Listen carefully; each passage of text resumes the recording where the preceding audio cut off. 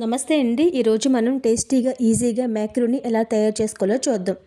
దానికోసం ముందుగా కడాయి పెట్టుకొని 2 గ్లాసులు వాటర్ యాడ్ చేసుకోవాలి. అలాగే కొంచెం ఆయిల్ వేసుకోవాలి. ఆయిల్ వేసుకోవడం వల్ల మ్యాక్రోని పొడిపొడిలాడుతూ వస్తుంది. ఈ విధంగా వాటర్ మరుగుతున్నప్పుడు మ్యాక్రోని యాడ్ చేసుకోవాలి. మ్యాక్రోని 5 నిమిషాల పాటు ఉడికించుకుంటే చాలు.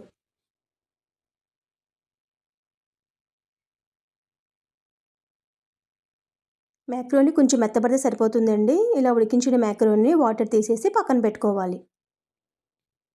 ఇప్పుడు అదే కడాయిలో 1 స్పూన్ ఆయిల్ వేసుకొని ఆయిల్ వేడెక్కిన తర్వాత 1 స్పూన్ ఆవాలు, 1 స్పూన్ జీలకర్ర, తరిగిన వెల్లుల్లి ముక్కలు, ఉల్లిపాయ ముక్కలు, పచ్చిమిర్చి ముక్కలు, టమాటాలు వేసుకుని 2 నిమిషాల పాటు ఫ్రై చేసుకోవాలి.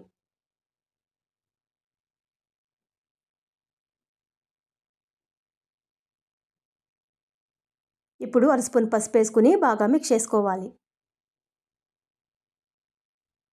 ఇప్పుడు ముందుగా ఉడికించి పెట్టుకున్న మ్యాక్రోని వేసుకుని మ్యాక్రోనికి మసాలా బాగా పట్టేలాగా మిక్స్ చేసుకోవాలి.